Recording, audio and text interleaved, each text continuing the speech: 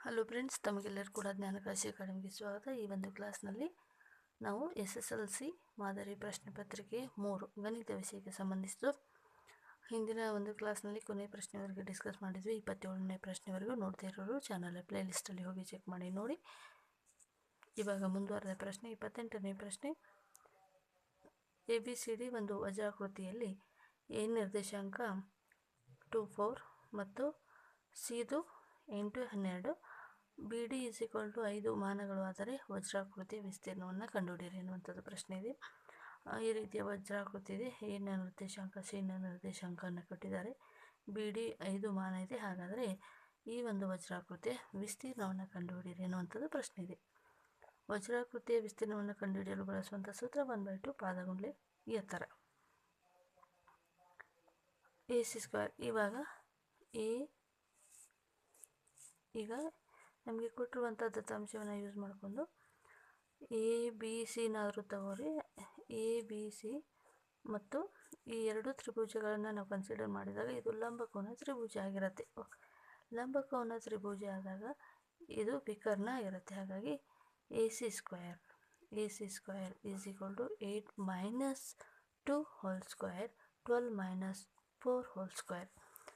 ವಿಕರ್ಣದ ಮೇಲಿನ ವರ್ಗ ಉಳಿದೆರಡು ಬಾಹುಗಳ ವರ್ಗಗಳ ಮೊತ್ತಕ್ಕೆ ಸಮಾನವಾಗಿರುತ್ತೆ. ಇದು ಪೈಥಾಗೋರಸ್ ಪ್ರಮೇಯನ ಇಲ್ಲಿ ಯೂಸ್ ಮಾಡಿದ್ದಾರೆ. AC² = 8 - 2 6, 6² 36, 12 - 4 8, 8² 64, ಎರಡನ್ನು ಕೂಡಿದಾಗ 100.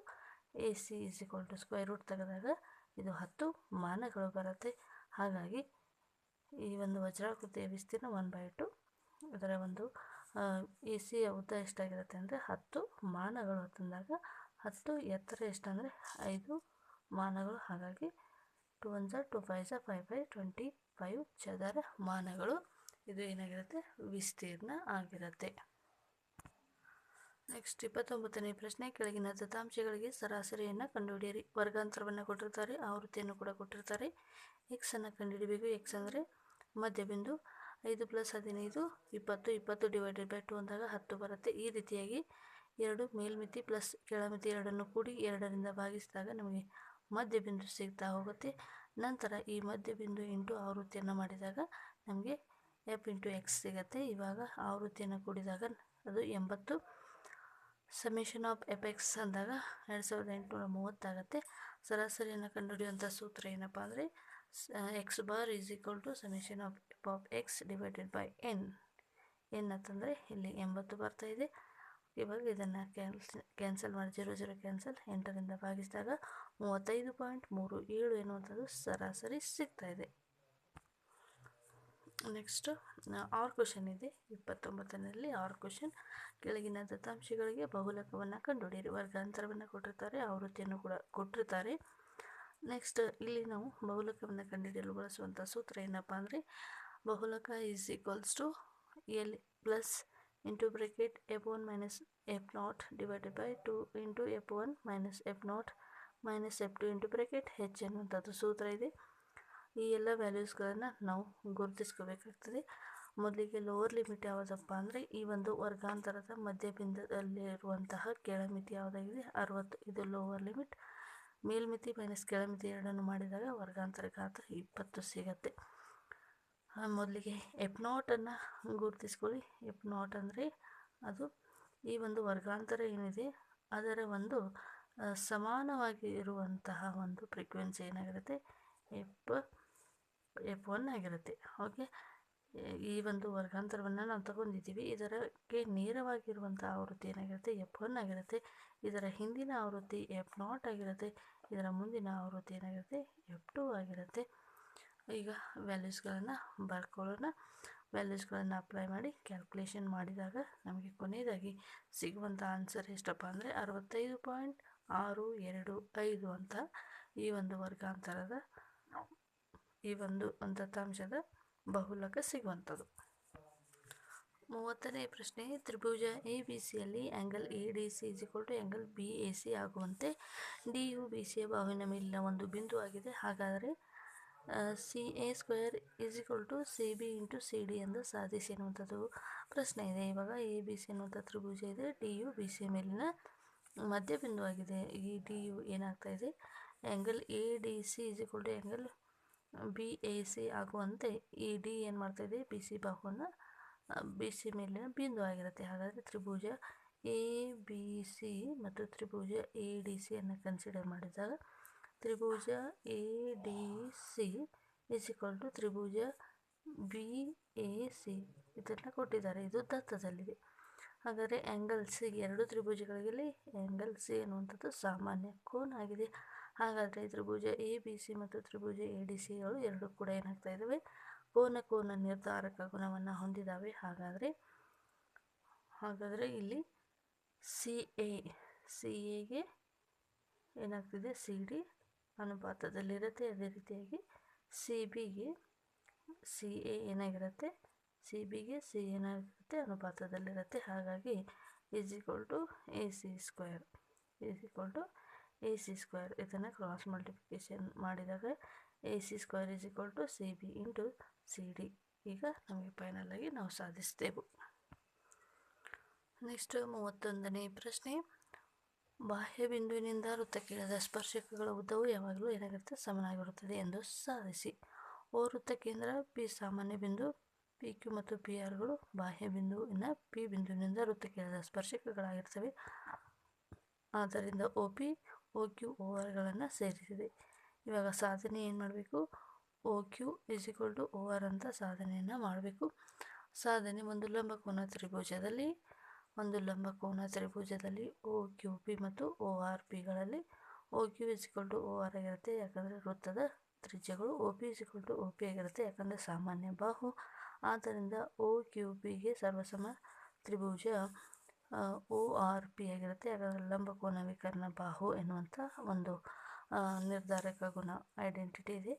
ಆದ್ದರಿಂದ P Q is equal to P R ಆಗಿರುತ್ತೆ, ಯಾಕಂದರೆ ಸಮರೂಪ ತ್ರಿಭುಜದ ಅನುರೂಪ ಭಾಗಗಳು ಯಾವಾಗಲೂ ಸಮನಾಗಿರುತ್ತದೆ ಎನ್ನುವಂಥದ್ದು ಈ ಒಂದು ಪ್ರಮೇಯವನ್ನು ನಾವು ಸಾಧನೆ ಮಾಡಲು ಹೆಲ್ಪ್ ಆಗುವಂಥದ್ದು. ಓಕೆ.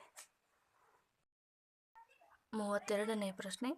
ತಂದೆಯ ವಯಸ್ಸು ಅವನ ಮಗನ ವಯಸ್ಸಿಗಿಂತ 30 ವರ್ಷ ಹೆಚ್ಚಾಗಿದೆ. 5 ವರ್ಷದ ನಂತರ ತಂದೆ ಹಾಗೂ ಮಗನ ವಯಸ್ಸಿನ ಗುಣಲಬ್ಧ 400 ಆದರೆ ಅವರಿಬ್ಬರ ಈಗಿನ ವಯಸ್ಸು ಎಷ್ಟು ಅಂತ ಕಂಡುಹಿಡಿಯಿರಿ ಅನ್ನುವಂಥದ್ದು ಪ್ರಶ್ನೆ ಇದೆ. ಮೊದಲನೇದಾಗಿ ನೋಡಿ, ಇಲ್ಲಿ ಕಂಪ್ಯಾರಿಸನ್ ಕೊಟ್ಟಿದ್ದಾರೆ. ತಂದೆಯ ವಯಸ್ಸು ಮಗನ ವಯಸ್ಸಿನ 30 ವರ್ಷ. ನೋಡಿ, ತಂದೆಯ ವಯಸ್ಸು ಮಗನ ವಯಸ್ಸಿಗಿಂತ 30 ವರ್ಷ ಹೆಚ್ಚಾಗಿದೆ. ಹಾಗಾದರೆ ಮಗನ ವಯಸ್ಸು ಏನಾಗಿರುತ್ತೆ, ಎಕ್ಸ್ ಆಗಿರುತ್ತೆ. ತಂದೆಯ ವಯಸ್ಸು ಎಕ್ಸ್ ಪ್ಲಸ್ 30, ಮಗನಿಗಿಂತ 30 ವರ್ಷ ಹೆಚ್ಚಿಗೆ ಅಂದರೆ ಎಕ್ಸ್ ಪ್ಲಸ್ 30 ಆಗಿರುತ್ತೆ. 5 ವರ್ಷಗಳ ನಂತರ ಮಗನ ವಯಸ್ಸು ಅಂದಾಗ ಎಕ್ಸ್ ಪ್ಲಸ್ 5. ಈಗ ಮಗನ ವಯಸ್ಸು 5 ವರ್ಷದ ನಂತರ ಅಂದಾಗ X plus 5.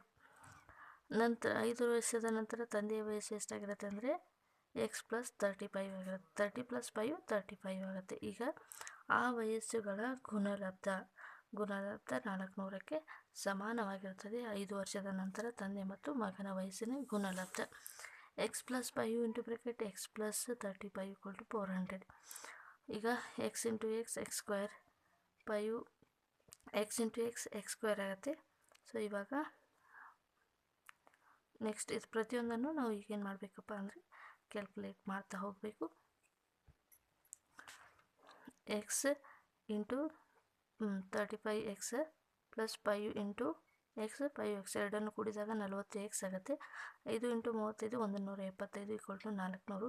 X square plus 40 x minus 400ರಲ್ಲಿ 125 minus ಮಾಡಿ 225 ಬರುತ್ತೆ.